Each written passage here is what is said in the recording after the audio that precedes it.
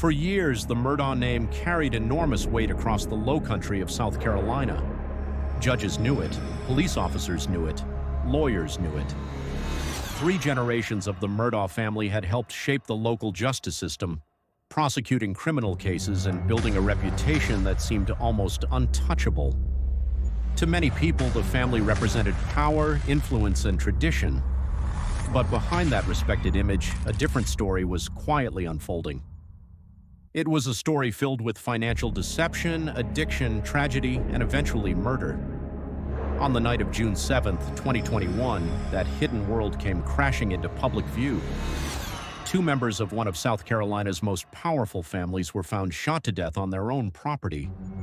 The investigation that followed would expose years of secrets and lead to one of the most closely watched murder trials in modern American history. This is the story of Alex Murdaugh. Alex Murdaugh was born into a legal dynasty in Hampton County, South Carolina. His grandfather, father, and great-grandfather had all served as powerful prosecutors, while the family law firm handled countless civil cases throughout the region. The Murdaugh surname had become synonymous with authority. Alex followed the same path. He became an attorney at the family law firm and lived a life that reflected success. He married Maggie Murdaugh, and together they raised 2 sons, Buster and Paul. The family owned multiple properties, including their sprawling hunting estate known as Moselle. From the outside, they appeared to have everything: wealth, respect, influence, but appearances can hide uncomfortable truths. According to later investigations, Alex had developed a severe addiction to opioid painkillers that lasted for years. At the same time, prosecutors would later argue that he was secretly stealing millions of dollars from clients, law partners, and others who trusted him. None of that was publicly known in early 2021. Instead, the Murdaugh family was already dealing with another crisis.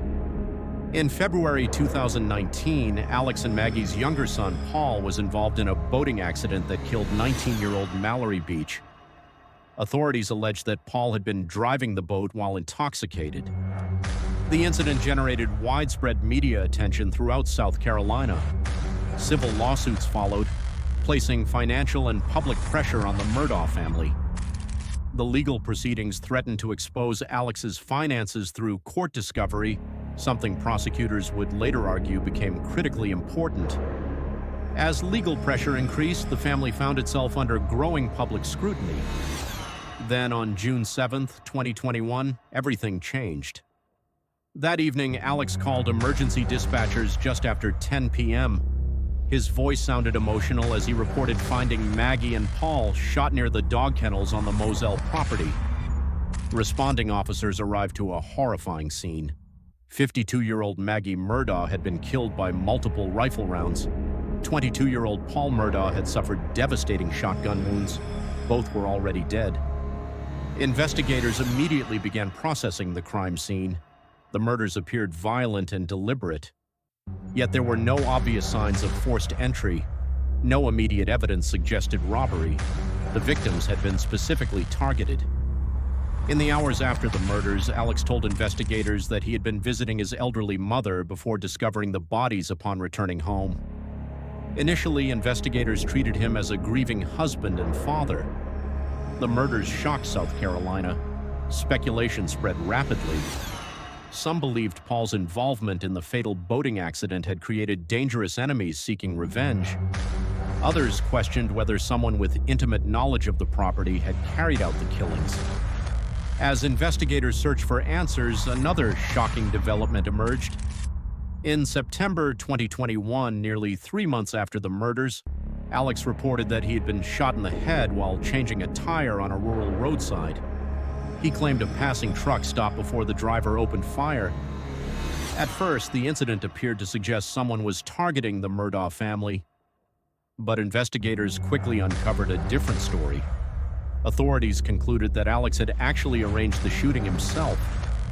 According to prosecutors, he hired Curtis Edward Smith, a distant relative and former client, to shoot him in a failed suicide for insurance scheme intended to leave life insurance money for his surviving son, Buster.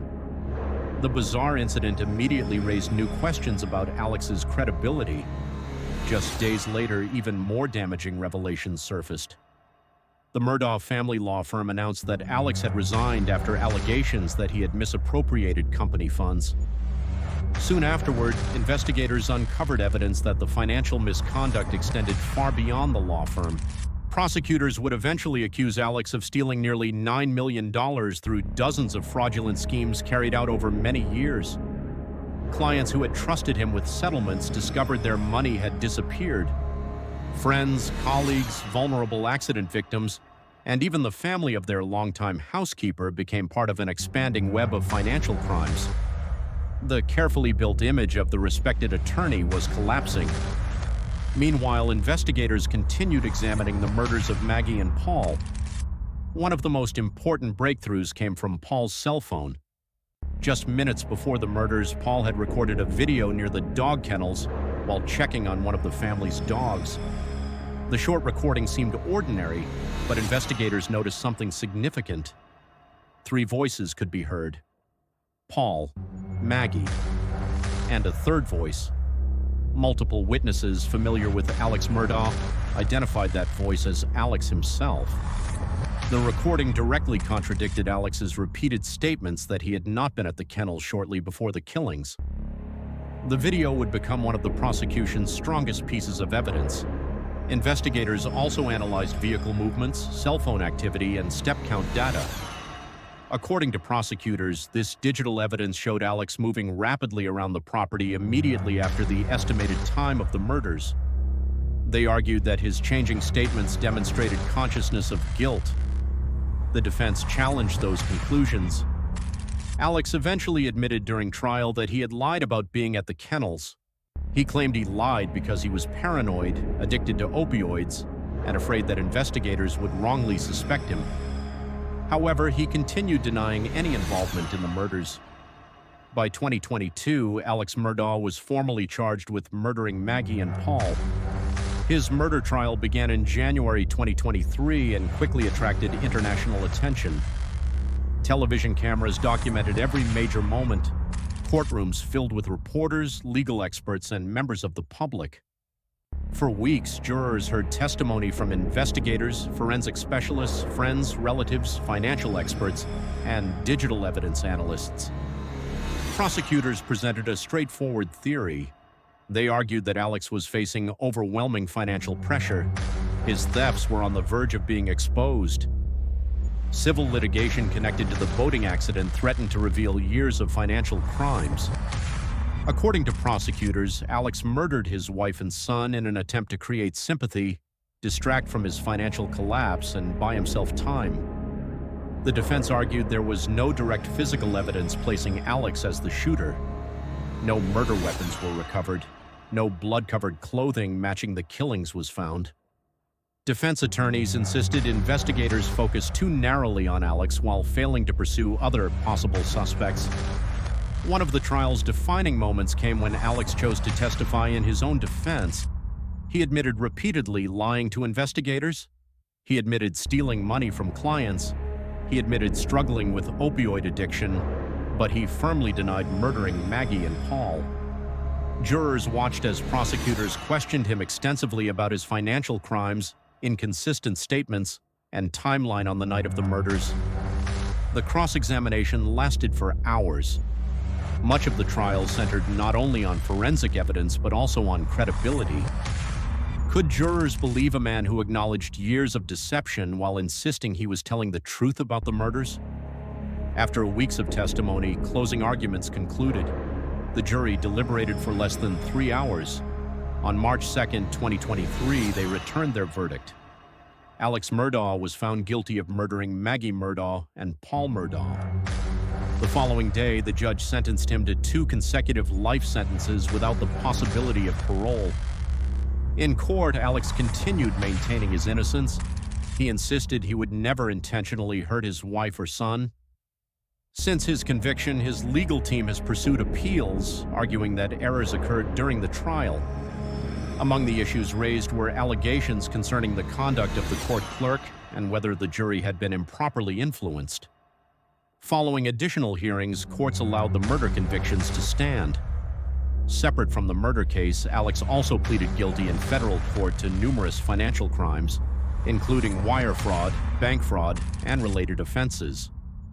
He later received lengthy federal prison sentences in addition to multiple state sentences for financial crimes. Today, the Alex Murdaugh case remains one of the most extraordinary criminal cases in recent American history.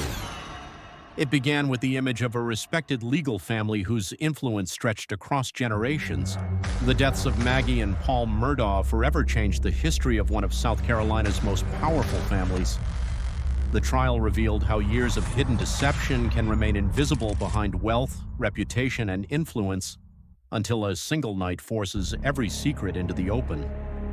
For many, the case serves as a reminder that status and power can shape public perception, but they cannot erase evidence forever. The Murdaugh name once represented authority inside courtrooms across South Carolina. Today, it is remembered for one of the most dramatic falls from power in modern American criminal history. Thank you for watching. If you found this documentary informative, consider subscribing for more carefully researched true crime stories based on verified facts, court records, and official investigations. Until next time, stay informed, stay vigilant, and remember that the most unsettling mysteries are often the ones hidden in plain sight.